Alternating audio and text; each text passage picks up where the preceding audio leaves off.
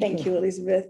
And we were just saying how Elizabeth and I have known each other some time, but we never actually get to sit next to each other and have a conversation. So I'd just like to pay my respect to the traditional owners of the land, the Aboriginal and Torres Strait Islander people. I also want to pay my respect to the elders past, present and future, and the amazing stories that they share with us, and that what we can learn from culture that can benefit our children as well, and ourselves.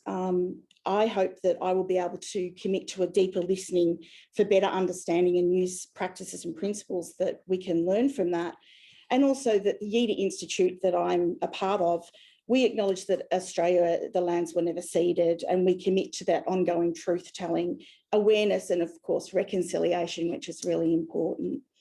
So I just want to say thank you for coming here today. And part of working as an ABCD, asset-based community development practitioner, is practicing and actually being on the ground and grassroots, and it's having lots of conversations.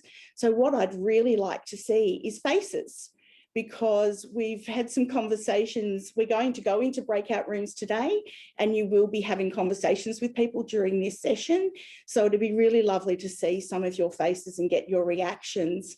And that builds on things that we've heard over the last couple of days of this conference on transitions, especially Annette and Di, who were talking about what you get in a reaction of people's faces when you're storytelling. So if we want to share those experiences and grow those for our children and our families, then we need to do that as well. So thank you for people for showing me your faces. It's really lovely to see who you are. And you can wave at me and pull faces. I'm fine with that. That's not a problem either. So just a little bit about me. I'm an ABCD practitioner. I love what I do. I love people. When I found asset-based community development, it was like I all of a sudden did find my tribe. And basically, it's asset-based community development is working from the bottom up with the focus from community, using their strengths and assets rather than looking for deficits and problems. So if we turn it around and we actually look for those skills and assets, it's a much better way to work with people. And I love that. It also is focusing on the glass half full, not the glass half empty. So we look for the skills and strengths and we focus on that. And also the fact that everybody in the community has something to bring to the table. So everybody has something that they can contribute to community. It doesn't matter if you are a little person or a big person, there's something you can bring to the table. So I'm a part of the Northern Early Years group here in Tasmania. I also am part of Grow Waverley and love what's happening in that space. There's a lot of grassroots work happening out in the Waverley area. I'm a member of the IACD, which is the International Association of Community Development, and I sit on the ABCD Asia Pacific Board, which is another great network that's grown strength from what we're doing is transitioning from COVID. So we had a transition with COVID and things have changed, and it's built some stronger relationships. I'm also a part of an advocate and working for an organisation that, or spruiking their work, but also working to strengthen our kids. So Community Minds offers a program that is Community Minded Kids program, and I'm really, really interested in that program and the strengths that that could bring to our families as well. So asset-based community development came from a couple of people called John and Jody, and two beautiful men who in I'm going to get it right, I think it's 93, they wrote a book and did a lot of work to write that book. But building community is from the inside out, and it is still so relevant today. And so many of the principles of asset-based community development are based on those things from that book and those learnings, and we continue to grow. I work with some beautiful people. I work with Dee Brooks and Michelle Dunscombe and with the Yeater Institute, and I am in awe of their wisdom and the words they share every day, and I learn something. So what I wanted to talk about today was how we grow little people and their families and build the trust and gifts. And I'm not sure if anyone has specific ways they do that, But for me, that's about allowing space and time for relationships to grow. It's also about better transitions, but are the transitions overall arching, or are they individual transitions? Because I think when you're talking about transitioning, we all transition at different times. We do it every day. And we build into our day our own ways of transitioning in different spaces. I was interested this morning when Will was talking, and one of the things he said about was indirect influence. And I think we forget sometimes, as people working in community, living in community, just being in community, that we can have an indirect influence on people with the simple things we do. And one of those is bringing your gifts and your skills to the table and using them in a way that you're happy to use them.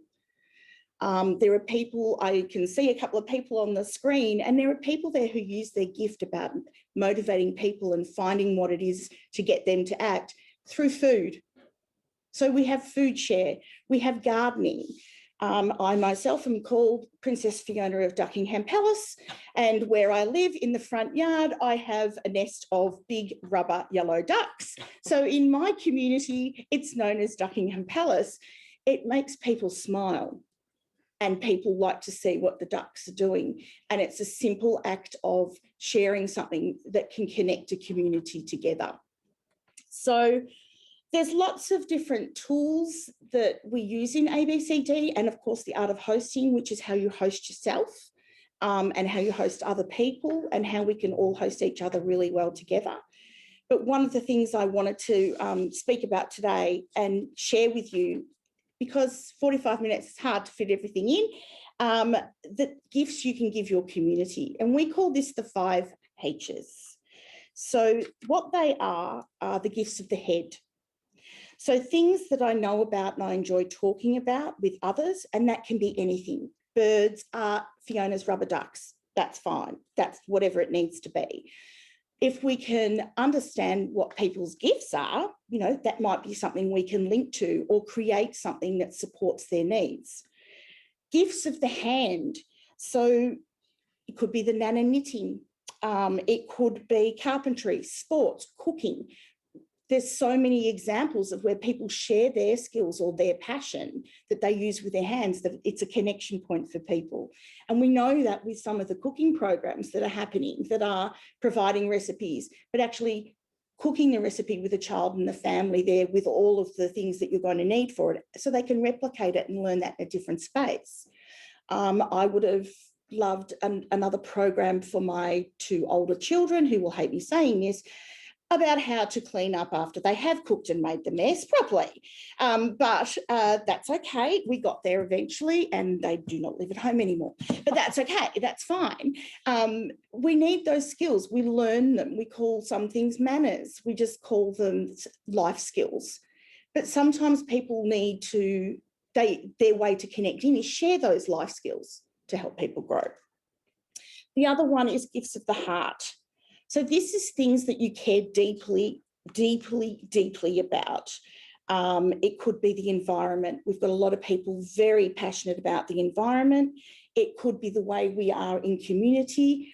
I'm a passionate community builder. It's very clear. It could be children and young people's journey. It could be anything. But you don't know what it is if you don't have the opportunity to expose that with people. And gifts of the heart, you know, it could be your religion, it could be spirituality, it could be anything that you really want to share. And gifts of the heel, and this is a really interesting one.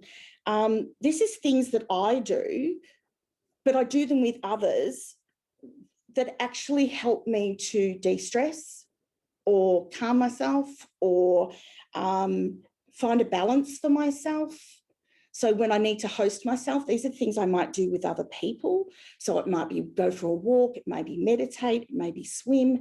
I have 9 alpacas. I go and chase them around the paddock and pick up alpaca poo. It actually calms me down because I'm physically in an environment doing that. And the other part of that is then I ask my husband to come and help move the wheelbarrow, and we're doing it together. So together we've achieved a job, but it also at the same time gives me the opportunity that I've achieved something. and gifts of human connection. And this reiterates to transitions we've been talking about the whole time. Things I do to stay connected in my community: join a group, visit people, bake at the local fair, hold a market, put out a table out the front in the school holidays for kids' activities, whatever that is. If I'm passionate about it and I can share that, then it's a way of connecting people in. So we're going to talk a little bit in groups today. We're going to pop you into breakout groups. So you will need your screens off and you will need to have your voices ready. And I do love hearing dogs and cats and animals and all of those things in your conversations as well. But I'm going to ask you a question while you're in the breakout room. I'm wondering if with those you can think about how in your work do you build trust and be led by the gifts of children and families within your community. So what I'm asking you is, can you see ways already that on the ground you do that? So I'd like to have a conversation with the people in your room. Enjoy meeting people. We know that conferences are about the lunch breaks, and I do hope the catering's been fine for this one, I'm not sure. It is about networking and it is about connecting with people. So this is an opportunity for you to connect with some of the people that we partner with and we work with across Tasmania, especially the north of Tasmania, and maybe just say hi because you haven't been able to see them at the conference. We know we've missed out on that part of passing each other at morning tea. So please enjoy the conversations in your group and think about ways that you are building the trust and using the gifts for families in your community. And if you can't, maybe you can identify some ways that you could do that. And then we'll come back and have a little chat. Thank you. I love the popcorn. You're all popping back. And you've all been having great conversations. It's fantastic. It's really good. So have we got everyone back in our rooms now, in from our rooms? So now I'm going to ask you to speak. Oh, I'm going to. Who had a conversation and they want to share that with us? It'd be really lovely to hear from you. Kim? Yeah, we just spoke about the fact that relationships are everything. And really at the basis of the 5 H's is a wonderful framework for building authentic relationships with the people and the families that you're working with. And if you are fortunate enough to have the opportunity to spend a lot of time with the same people over time, we've had teachers that have worked in the same place for a long time and worked with families over a long period of time. And it's just, it's when you really can enter into that space with people and have really wonderful opportunity to make a difference. And that's some really good points, Kim. And one of the things we're talking about is the basis of building relationships. But we all have pieces of paper. When people come in, we fill out all this information and we tend to look for the deficit in that. So if we change that even before we even start building that relationship and put, what are the things you like to do or what makes you happy, is another way to start a conversation, and then you draw out more things from the relation to build the relationship as well. Thank you. Somebody else? We were talking about, hello, sorry, we're from Hi. each other. We were talking about empathy, how that's very important, and not judging anyone. And I think in communities, when you start building on that trust, we're saying also how they help us, we help them. It just creates a really good environment when everybody is looking out for each other, and if they know about our program, then they can share it and we'll help share theirs. It just works really well if everyone works together. And can I ask you, what is something you do to actually expose their gifts when you're working with them? With families or with with families. Well, I haven't been on visits yet to people's homes, but we go to their homes. I would say, what do you like to do, Paige, to help I would them? say work on their strengths. So if they're sharing their strengths, you find a way to make that work with, find a way to make their strengths part of what you're trying to teach them, or Focus on that. Yeah. not- had an idea, it's just hard to get it out. And that's okay too. And that's a really good point, though, that we have to be tuned in to understand how to find those gifts and build on that strength. Mhm.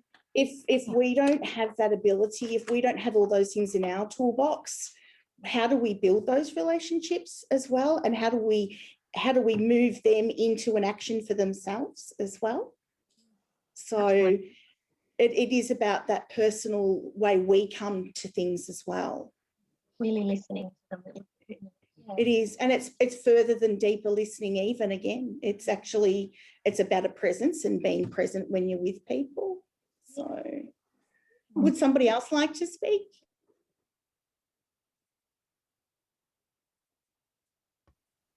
Yeah, I'll give it a go. Darren here. Sorry, I don't have video for some reason. That's all right. It's coming up Thank with you. an error message. But I'm actually new to community services area, and I'm making heaps of great notes of things I relate to and things I've learned in my past work experience.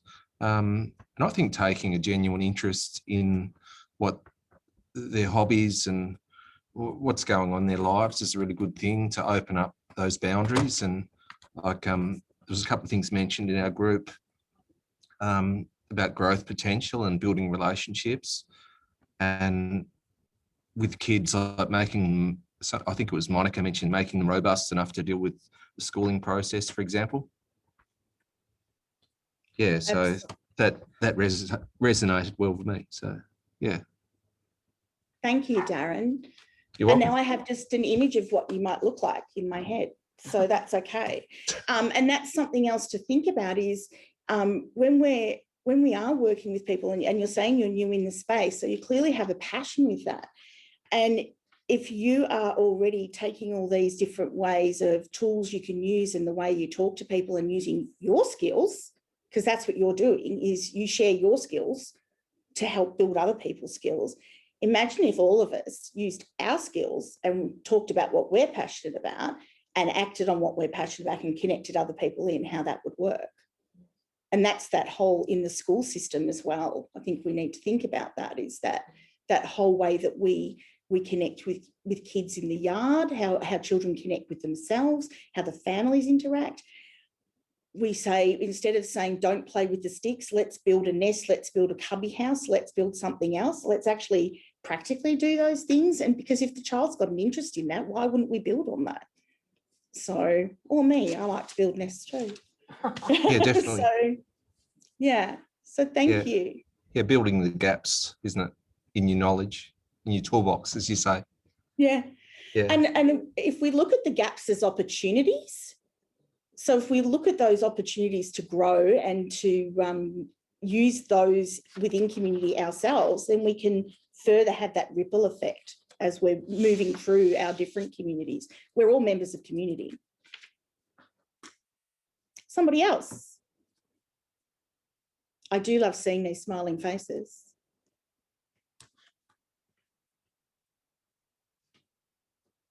Did you find a new way? Did anyone find a new way of uncovering skills or gifts? Are you going to steal something from someone else? Fiona, my name's John. Hi, John. I'm like Darren, I'm new to it. I've just started Cert 3 at TAFE in community services. So I've got really no idea on a lot of the stuff, but there's so much out there. As far as building goes, I'm all new to it, and I'm open to anyone if they can sort of give us information. Darren was right on it with building things, but yeah, it's different, isn't it? It is. And so, John, there's ways we can help you with that as well. So in Slack, I think there'll be a list of Yep, so we've already put up in Slack some of my information. That will take you to the Yeater Institute community building website as well. Yep. Don't be frightened. We're a very big, well, not a big organisation, but we also have NDIS associated with us, which actually we blend together as well, because if we're talking person-centred practice and we're talking community development, we're all people. So we blend a lot of our stuff. So on there, you'll find a community building guidebook. Yep. So, and that will have tools and tips and things in there as well. You'll also find on that website, we've got some upcoming short trainings. We've also got some longer trainings we do. We do bespoke work. We go where we're invited to go to. So that's how we do what we do. We will be running a 2-day face-to-face participatory community building workshop in Georgetown in April. The information is on our website about that. So you can have a look at that if you're interested. We also have some other tools that we've created with partners. So we have measuring what matters. So that's about that accountability and changing the language. And then we also have discoverables, not deliverables. And that's that turning it around. So that's not that top-down approach. And that might help you, Darren and John, a little bit, is about if we turn it around from being top-down, doing to community, and bring it from grassroots up to discovering what community has and building on that, you'll get a lot of tools and tips in that one as well. That's nice to know.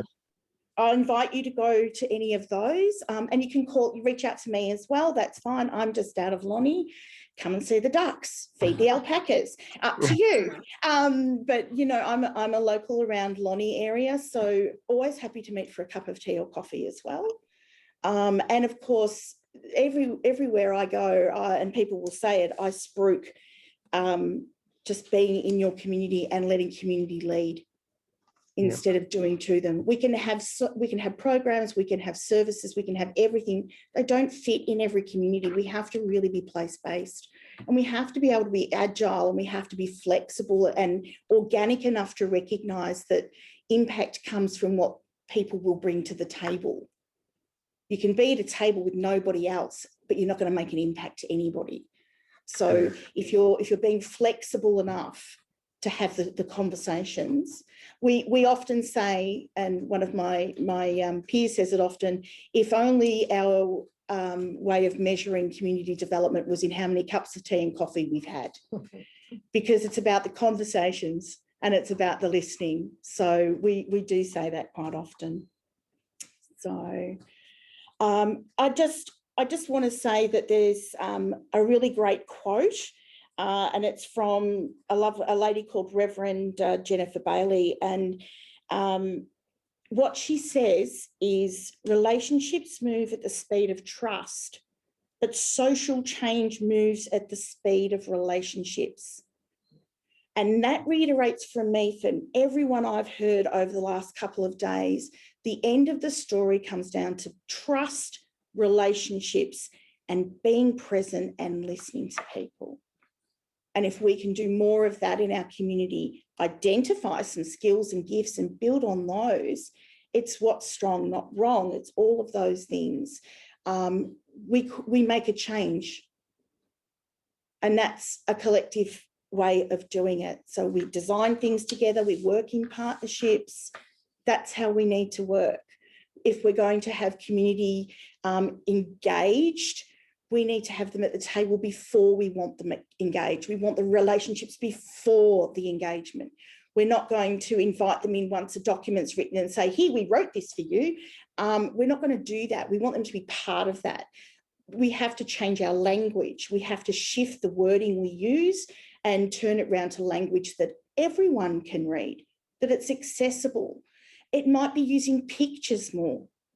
It might be diagrams more. And sharing stories is so important. And we need to capture those stories, because you imagine if you could capture the stories of people you work with and they told their story from their heart, the impact that story would have instead of a page with words on it. So think about that gift sharing. of how you can change the way people can tell their story and build those relationships. Would anyone else like to comment? I was going to comment. It's not anything that I mentioned in the group, but it's reflections that I've had afterwards now. And I'm Hi, Monica. Hello, hiya.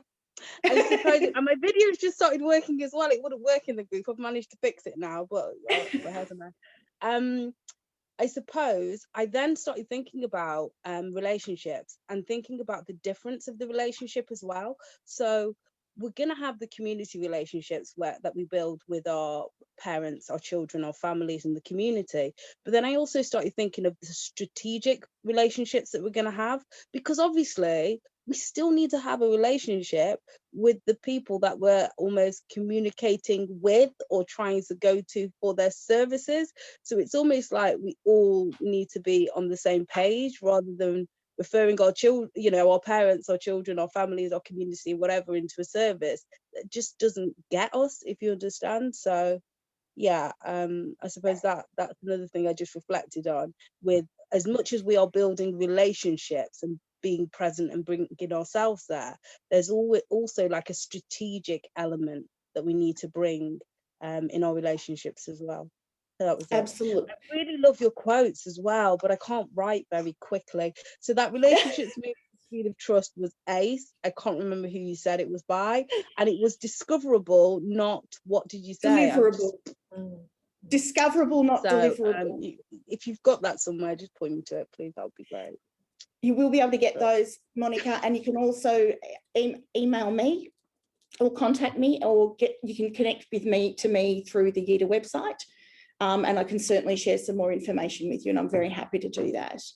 And we always honour whose quotes come from, because, you know, that's what we do. We're all partnerships all around the world. It's all partnerships, and we share different people's views, and we have to be strategic. You're so right. And if being strategic is honouring other people's work, then that's what you should do as well.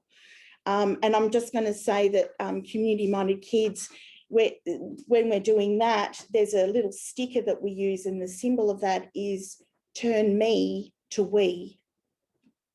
So turn it around, and you'll see that on their website as well.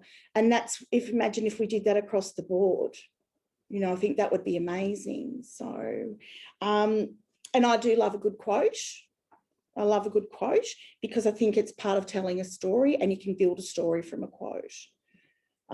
People have written theses around quotes, which is fantastic. Anyone else? Would anyone else like to comment?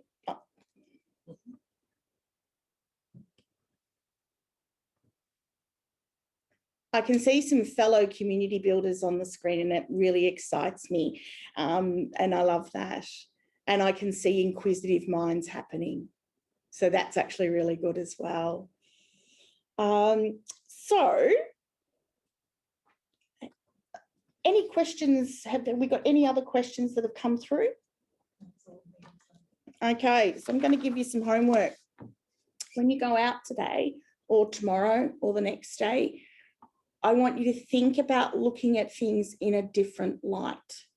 I want you to think about something you do every day that you've just done all your life exactly the same way. You see it exactly the same way you've always seen it. The tree is a tree. The park is the park. But what I want you to do is take 2 photographs, and this we attribute to Jacinta Cubis, who's a partner of ours, and she has penned it for facilitography. And it helps me as a visual learner to put things in a different frame. So if you go out and you look at something from your point of view and take a photo of it and understand what that's like for you, and then I want you to take a photo of the same thing from the angle of a 2-year-old and look at it from the way a 2-year-old would be looking at it,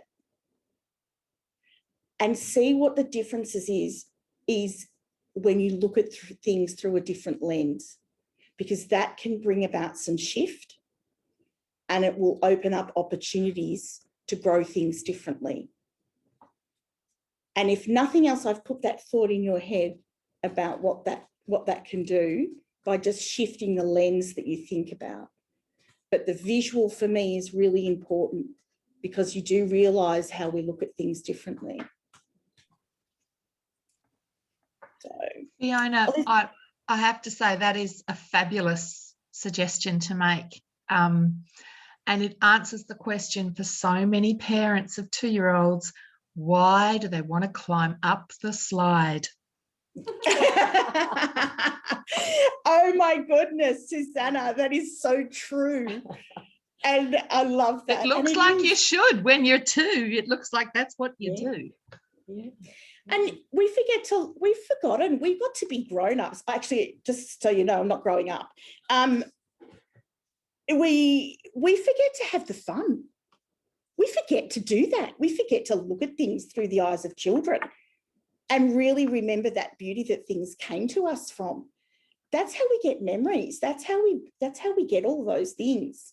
So yeah. And Susanna, I've got a little grandson, and my son and daughter-in-law keeps sending videos and little pictures of him climbing up the slide. And I love it. I love it. It's just fantastic. He's got the little slide and he climbs up the slide. And that's the way he does it. But he's learning. And that's what we have to bring it all back to with our children as well, is they're learning. That's a great place to end, a great positive place. Thank you Susanna. all. And before I say thank you officially to Fiona, I just want to remind you that if you've enjoyed this workshop and you want to continue the conversation at any time, remember to head over to Slack, but also take up what Fiona said. She's invited you at any time to contact her, and that's very generous of you, Fiona. So don't be afraid to follow up. Let me just thank you, a wonderful presenter, for the time you've given us today. And I'm quite sure some of these people are going to follow up. Well Beautiful. done. Thank you. Thanks for having me. It's been a pleasure.